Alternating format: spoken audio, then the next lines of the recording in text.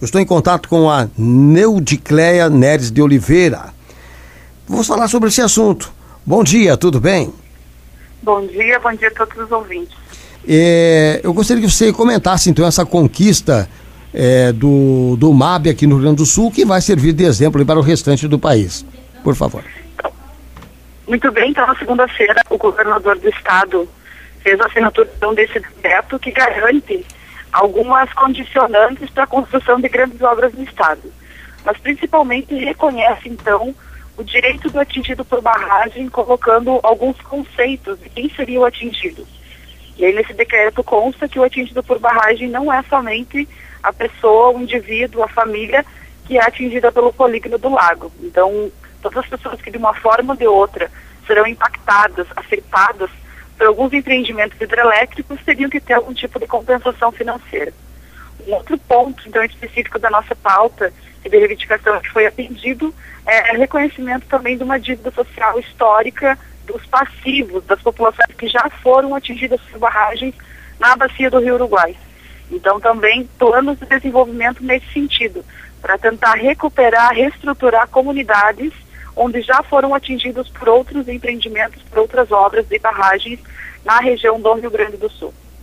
Bom, isso quer dizer então, Neudicleia, que nós teremos daqui para frente uma outra ação muito importante, que é tentar novamente mobilizar aquelas pessoas que já foram atingidas. Nós temos tantos exemplos aqui no Brasil, mas vamos falar da nossa situação aqui no Rio Grande do Sul, Itá, tantas outras hidrelétricas que acabaram atingindo dezenas e dezenas de famílias. Você acredita então que essas terão os seus direitos revistos a partir de agora?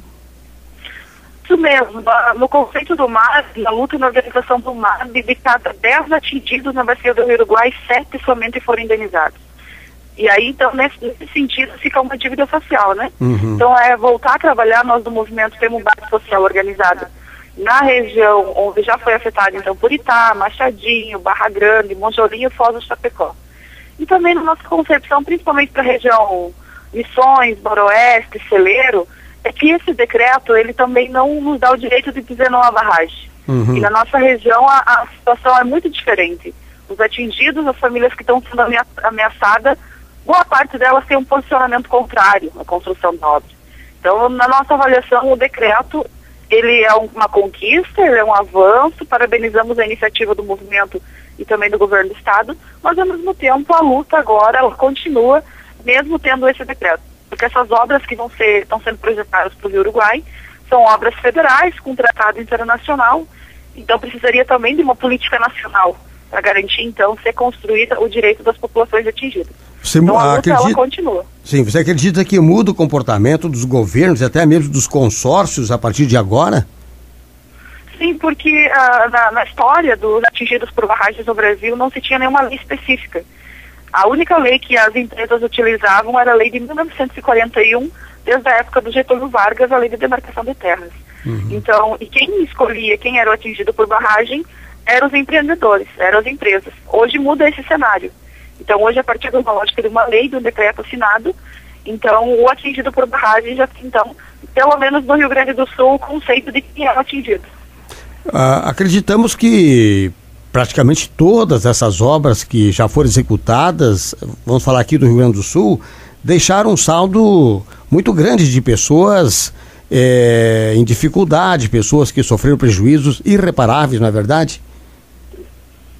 Na bacia do Rio Uruguai já tem mais de 50 mil famílias que foram atingidas por barragens. Uhum. São 7 barragens construídas desde Santa Catarina.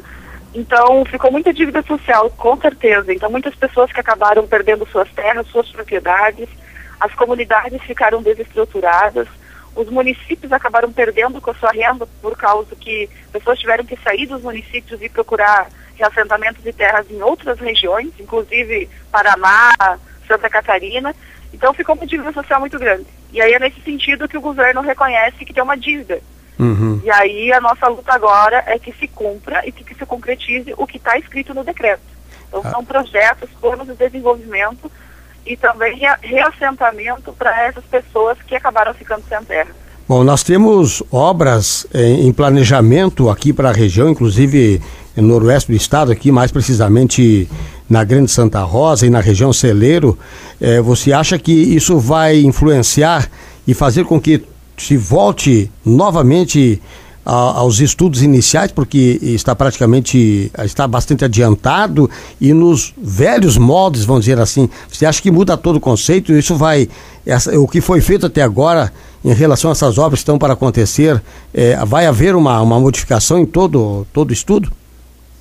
Olha, a intenção do governo, tanto federal, tanto estadual, ao aprovar esse decreto a gente sempre teve claro que sempre foi meio que voltado para a região da Grande Santa Rosa. O município de Garruchos, com a barragem de Garabi, e o município de Alecrim, com a barragem de Panambi.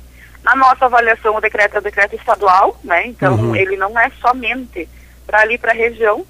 No ato de assinatura, o diretor da Eletrobras, Walter Cardial, estava, onde conversamos no sentido de tentar amenizar os impactos.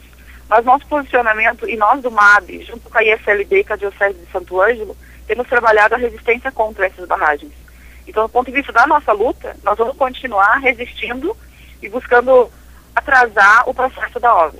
Agora, a correlação de força do governo da Eletrobras, com certeza foi no sentido de tentar pressionar e acelerar o processo, principalmente porque é eleitoral. Então, eles buscam acelerar as obras que hoje está no andamento de estudo de impacto ambiental. Então, eles estão tentando fazer esse diálogo agora e fazendo os estudos. Na concepção deles, em 2016, eu deveria ter iniciado um canteiro de obras nesses dois municípios, de Garruchos e de Alecrim. Mas o movimento e as igrejas continuam organizando o povo no sentido de ter a resistência contra. Também buscando se aliar com a Argentina. E mais uma vez se observa que a população atingida nessa região, agora que tu acabaste de citar, também é contra, né? A grande maioria é contra. A grande maioria hoje é contra. Vai ter perímetros urbanos, Porto, Mauá, ficariam 80% embaixo d'água. Não seriam cidades que teriam que ser removidas, realocadas, e mesmo na fase que hoje não se tem ainda projeto de nova cidade para Mauá. Então, e principalmente a falta de informação e diálogo com as pessoas que vão ser de fato impactadas, né? Então a Eletrobras está fazendo esse diálogo genérico somente com prefeitos e com autoridades da região. E aí os atingidos, a informação, a falta de informação é o que mais pesa. Isso é uma violação de direito humano e se repete novamente o método que foi utilizado nas outras barragens. Com certeza. Bom, eu não consegui pegar no início da nossa conversa, Neudicleia, qual é a sua função dentro do MAB? Hoje eu cumpro uma tarefa de contribuir no processo de articulação estadual, mas principalmente eu contribuo no processo de articulação na região aí, Noroeste, Celeiro e Vições, nesse processo de resistência junto com as igrejas e com algumas entidades de ser contra a barragem de Garabi e Panambi. Então, cumpro essa tarefa hoje como coordenadora do MAB a nível nacional na barragem de Garabi e Panambi. Tá certo. Muito obrigado, estamos à sua disposição aqui em Juí, Neudicleia. Um abraço, hein? Agradecemos o espaço e também estamos à disposição.